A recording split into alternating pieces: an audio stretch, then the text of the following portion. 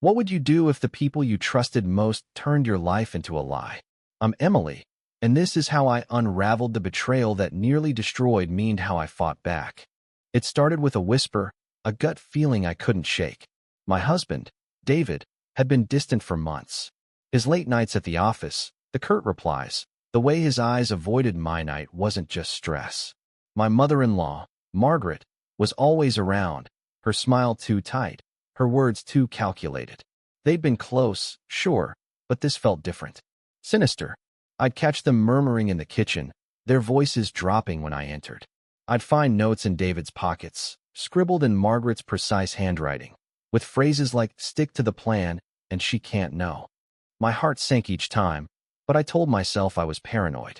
Love blinds you, doesn't it? Then I found the email. Tucked in David's laptop, left open by mistake, was a thread between him and Margaret.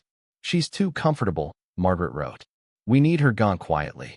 David's reply was a knife to my chest. I'm handling it. The accounts are almost drained. She won't suspect until it's too late. My hands trembled as I read on. They were siphoning my savings, the money I'd earned over years of grinding at my law firm. Worse, they were planning to frame me for fraud, to make it look like I'd stolen from my own clients. If they succeeded, I'd lose everything: my career, my freedom, my name. I could have crumbled. I wanted to scream, to confront them, to demand why. But rage sharpened my focus. They thought I was soft, oblivious. They didn't know I'd been a fighter my whole life, clawing my way through a world that tried to keep me small. I wasn't going to let them erase me. I played their game. I smiled at David over dinner, laughed at Margaret's barbed compliments. Meanwhile, I gathered evidence. I installed a keylogger on David's laptop, capturing every email, every plan. I recorded their hushed conversations with a hidden app on my phone.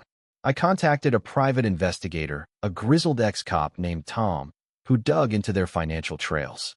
Every night, while they thought I was asleep, I pieced together their scheme. They'd been at it for over a year, funneling my money into offshore accounts, forging documents in my name. The betrayal burned, but I channeled it into resolve. The hardest part was pretending. David would kiss my forehead, and I'd force a smile, knowing he was plotting my ruin. Margaret would bring over casseroles, her eyes glinting with fake warmth, and I'd thank her, swallowing the bile in my throat. I was living a double life, and the weight of it was crushing. But I had a plan of my own. Tom uncovered the final piece, a forged contract tying me to a non-existent client, designed to land me in jail. That was their endgame: lock me away, take my money, and move on like I'd never existed. But they'd underestimated me. I wasn't just a wife or a daughter-in-law. I was a lawyer, trained to find the truth and wield it like a weapon. The night before they planned to turn me in, I struck. I invited David, Margaret, and a few key allies: me best friend Sarah, a journalist, and my boss, Mr. Carter, to dinner. They thought it was a casual evening. I let them eat, laugh, sip their wine. Then I stood, my voice steady, and said, I know what you've been doing. Their faces froze. I projected the emails onto the dining room wall, their words glaring in black and white. I played the recordings, their voices plotting my downfall. I laid out the forged documents, the bank statements, the proof. Margaret's face turned ashen, David's hands shook. They stammered, but I didn't let them speak. I'd already sent the evidence to the police, my firm, and Sarah's newspaper. The aftermath was chaos. David tried to beg, but I walked away. Margaret was arrested for conspiracy. David followed for fraud. My firm launched an investigation, clearing my name. Sarah's article exposed their scheme to the world, and I became a symbol of resilience for others betrayed by those they loved. It wasn't easy. The pain of their betrayal lingered, a scar I'd carry forever.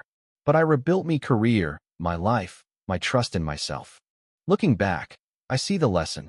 Trust can be a gift, but it's also a risk. I gave mine to the wrong people, but I took it back. I fought for my truth, and I won. If you're ever faced with a lie that threatens to erase you, remember this. You have the power to strike first. You have the strength to expose it all.